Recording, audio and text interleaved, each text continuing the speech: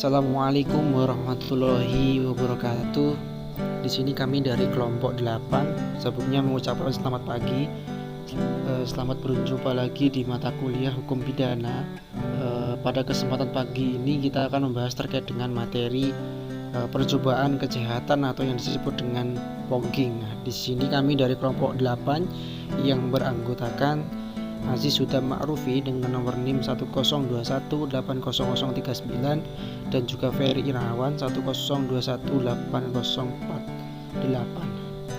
Baik teman-teman, gak usah terlalu lama-lama. Ada beberapa poin yang ini nanti kita kupas secara tuntas terkait dengan materi ini ataupun pembahasan.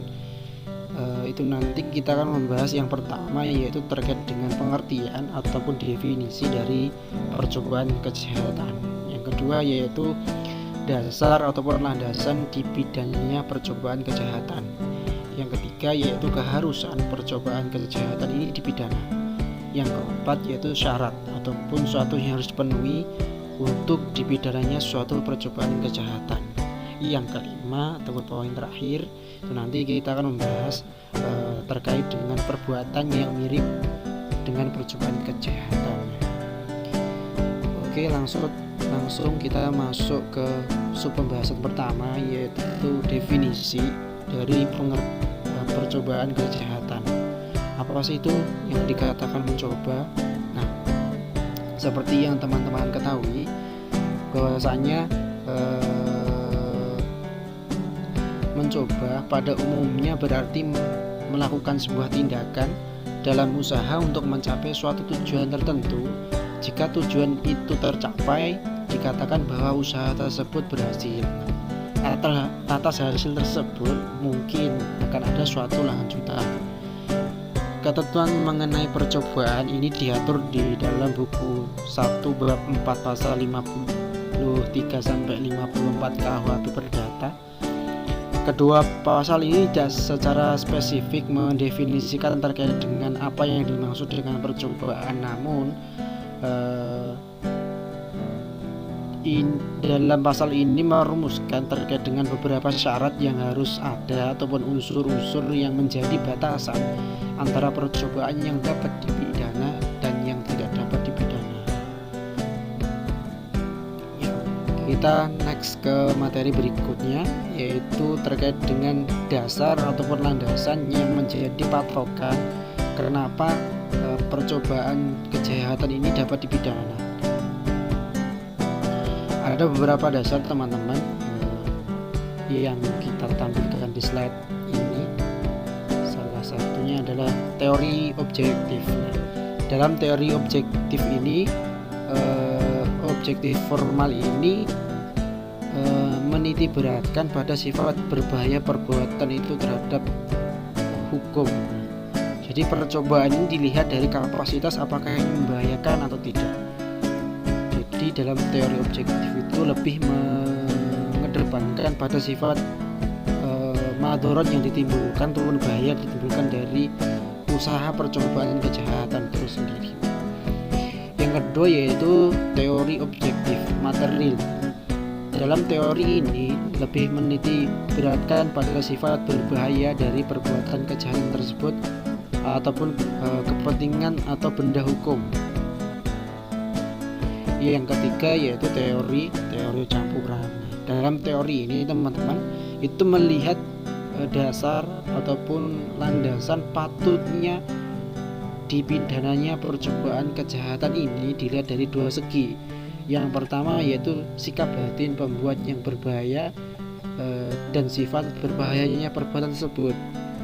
Ini tiga teori ini adalah salah satunya esensi yang ingin dimunculkan dari tiga teori ini adalah saling bersinambungan, yang jelas tetap mengedepankan dalam titik bahaya, dalam arti melihat seberapa potensi bahaya yang ditimbulkan dari usaha untuk melakukan kejahatan tersebut.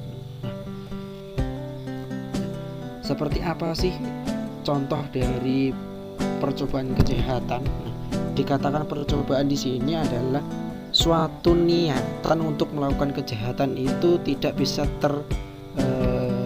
terselesaikan dengan baik. Nah, tidak bisa terselesaikannya niatan untuk melakukan kejahatan ini bukan karena kehendak sendiri, yaitu melainkan ada situasi tertentu. Nah, dapat kita contohkan seperti ini. Misalkan ada seorang yang ingin mencuri motor di parkiran kampus. Orang ini sudah ada niatan untuk mencuri motor. Orang yang bersangkutan sudah datang ke kampus, sudah bawa peralatan untuk mencuri. Nah, ketika sudah mau mencuri, dalam arti motornya sudah dinaiki, sudah mau dibawa kabur, tepat di pintu gerbang itu ketahuan satpam dan diteriaki maling. Maka dari itu dengan spontan si pencuri ini tak jadi untuk membawa motornya ini ditaruh, terus malingnya ini langsung kabur. Maka dari itu kan niatnya awal adalah untuk mencuri. Ini adalah konsep dasar niatan.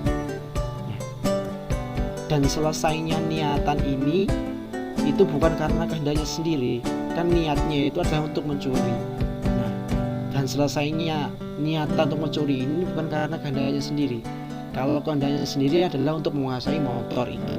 Nah, karena ketahuan orang lain, maka mencuri motor ini tidak bisa sesuai dengan harapannya. Yang seharusnya motornya bisa dia bawa kabur, karena ketahuan satpam tadi, maka motor ini tidak jadi dibawa kabur. Jadi yang dilihat dari konsep dasar kenapa percobaan kejahatan itu harus dipidana dalam beberapa teori-teori yang dipaparkan di slide kami ini adalah melihat dari beberapa aspek yang terutama itu adalah terkait dengan aspek berbahaya ataupun madarat yang ditimbulkan dari kejahatan tersebut.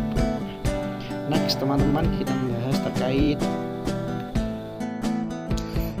selanjutnya adalah poin D, syarat-syarat dipidananya percobaan kejahatan. Itu ada 3. Yang pertama adanya niat. Niat merupakan salah satu syarat dari percobaan untuk melakukan kejahatan. Nah, contoh niat untuk melakukan pembunuhan dengan memberikan roti yang mengandung racun kepada seseorang. Dalam ini termasuk juga kesadarannya bahwa seluruh penghuni akan menjadi korban. Kemungkinan orang lain menjadi korban termasuk pula apa yang disebut niat. Yang kedua adalah adanya permulaan pelaksanaan. Permulaan pelaksanaan sangat penting diketahui untuk menentukan apakah telah terjadi suatu percobaan melakukan kejahatan atau belum. Sejak seseorang mempunyai niat sampai kepada tujuan, perniatan yang dikehendaki terdiri dari suatu perangkaian perbuatan. Nah, sehingga dalam hal ini dapat dilihat perbedaan antara perbuatan persiapan dengan permulaan pelaksanaan.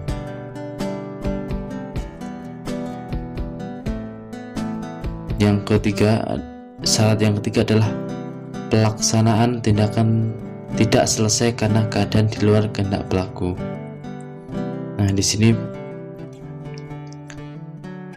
ada dalam syarat ini ada 3 macam hal yang menjadi perhatian, yaitu tidak selesai hanyalah keadaan di luar kehendak sendiri. Bahwa dari rumusan ketiga syarat ini tersebut, yang dimaksud tidak selesai adalah kejahatan yang akan dilakukan oleh pelaku kejahatan tersebut tidak terjadi sesuai dengan ketentuan dalam undang-undang atau tidak sempurna memenuhi unsur-unsur dari kejahatan menurut rumusannya. Poin yang terakhir adalah perbuatan-perbuatan yang seolah-olah mirip percobaan. Perbuatan yang pertama adalah on the legi pogging, yaitu yang berarti tidak cocok, tidak dapat dipercaya, atau tidak sempurna.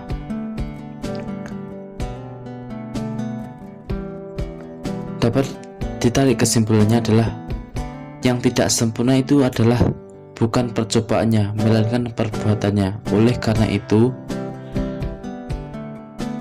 penggunaan alat yang tidak sempurna dalam rangka pembahasan mengenai staff barfit daripada rangka pembahasan yang mengenai pogging. Kemudian adalah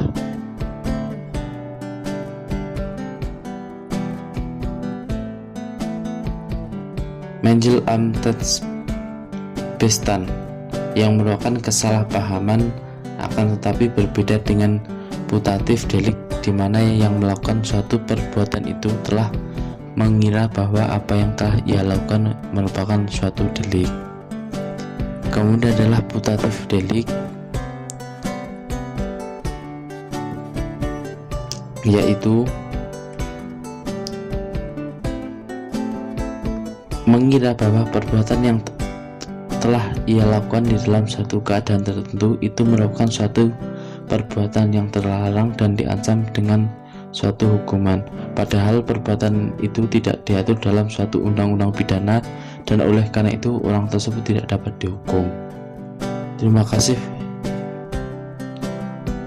presentasi dari kelompok kami.